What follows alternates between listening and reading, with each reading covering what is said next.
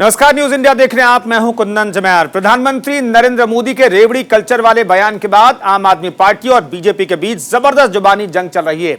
दोनों एक दूसरे को इस मसले पर घेरने की कोशिश कर रहे हैं, लेकिन इन सब के बीच मुफ्त की योजनाओं का मामला सुप्रीम कोर्ट तक जा पहुंचा है और मामले की सुनवाई चल रही है। आज भी मामले की सुनवाई हुई और सुप्रीम अदालत ने पक्ष और विपक्ष दोनों से इस मामले में सुझाव भी मांगे हैं, लेकिन कोर्ट ने साथ में यह भी स्पष्ट कर दिया है कि न तो वह घोषणा पत्र पर रोक लगाने जा रहा है और न ही चुनावी भाषणों के वादे पर किसी तरह की पाबंदी लगाई जा सकती है।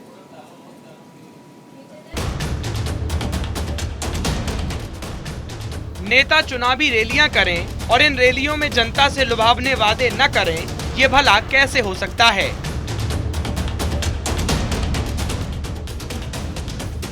कहते हैं जो जितना चमत्कारी भाषण देता है, जनता का वोट उतना ही अपनी झोली में पाता है। राजनीतिक दलों में जैसे जैसे कंपटीशन बढ़ता गया, वैसे वैसे जनता को लुभाने के तरीके भी बदलते गए और नतीजा रेवड़ी कल्चर तक पहुंच गया।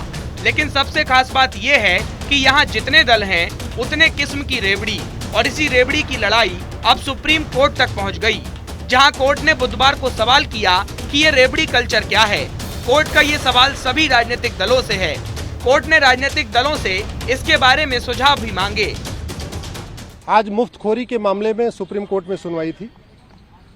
माननीय सुप्रीम कोर्ट ने आज हमारी याचिका को फिर से डिटेल सुना और कुछ क्वेश्चन फ्रेम किए हैं कि क्या चीज़ जन कल्याण है और क्या मुफ्तखोरी कहलाएगा, क्या मुफ्त की रेवड़ी है।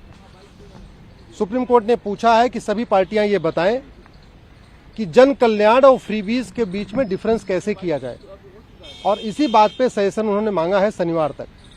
शनिवार तक मैं पिटिशनर हूं, मुझे भी बताना है, गवर्नमेंट को भी बताना है, इलेक्शन कमीशन को बताना है।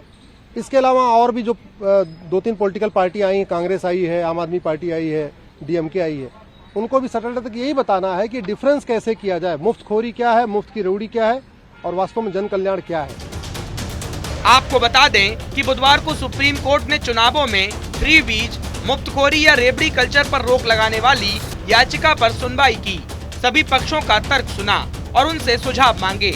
मामले की सुनवाई चीफ जस्टिस एन.वी. रमन्ना की अगुवाई वाली 3 जजों की बेंच कर रही है, जिसमें जस्टिस जे.के. माहेश्वरी और जस्टिस हिमा कोहली शामिल हैं।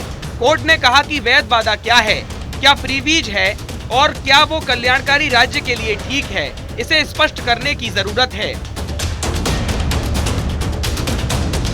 हमारा ये कहना था, इस पे तत्काल सुनवाई की जरूरत है, चूंकि देश के ऊपर 150 लाख करोड़ का कर्जा हो चुका है। राज्यों का अगर कर्ज मिला दें और केंद्र का कर्ज मिला दें तो 150 लाख करोड़ का कर्जा हो चुका है। अगर ये कर्जा नहीं धीरे धीरे खत्म किया गया, अगर ये जो लगातार बजट बढ़ रहा है इसको नहीं रोका गया, आने वाले टाइम में भारत की स्थिति पाकिस्तान श्रीलंका जैसी हो जाएगी। आपको बता दें कि सुप्रीम कोर्ट ने चुनाव आयोग को गाइडलाइन बनाने का आदेश दिया था। रेवड़ी कल्चर को लेकर सुप्रीम कोर्ट में अश्विनी उपाध्याय ने एक याचिका दायर की थी और इस पर रोक लगाने की मांग भी की थी। पिछली सुनवाई में सुप्रीम कोर्ट ने कहा कि चुनाव में राजनीतिक दलों के मुफ्त उपहार देने का वादा करना गंभीर मामला है। इसके बजाय बुनियादी ढांचे पर राशि खर्च किया जाना चाहिए। चुनाव के समय फ्री स्कीम का बजट रेगुलर बजट से ऊपर चला जाता है। मैं तो कहता हूँ ये तो भ्रष्टाचार की श्रेणी में आता है, ये फ्री फंड की भी श्रेणी में नहीं आता है।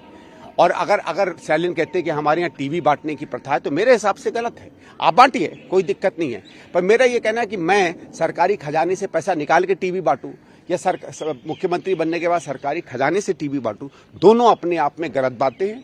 इसके खिलाफ मुझे नहीं लगता है कि सुप्रीम कोर्ट पे छोड़ना चाहिए, भारत सरकार को कानून लाना चाहिए। मैं कम से कम इन चीजों का समर्थन करूंगा। उधर दिल्ली और पंजाब सरकार ने एक हलफनामा दायर कर तर्क दिया कि योग्य और वंचित लोगों के लिए चलाए जा रहे सामाजिक आर्थिक कल्याण की योजनाओं को रेवड़ी कल्चर नहीं कहा जा सकता।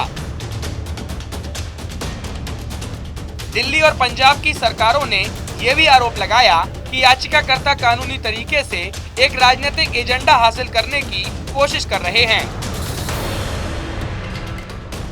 रेवड़ी कल्चर को लेकर तमिलनाडु की सत्तारूढ़ पार्टी डीएमके ने भी कोर्ट में एक याचिका दायर की है और फ्री बीज की परिभाषा को चुनौती दी।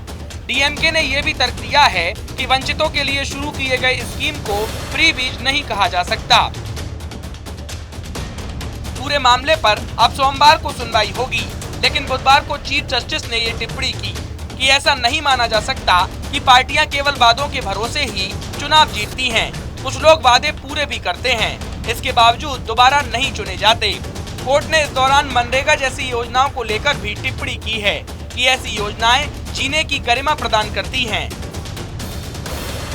सोमवार को कोर्ट के फैसले में अब ये भी साफ हो सकेगा कि कोई दल अपने घोषणा पत्र को चाहे गारंटी नाम दे या संकल्प, क्या इससे उसके चुनावी वादे को रेवड़ी कल्चर से अलग रखा जा सकता है। Bureau report, news India.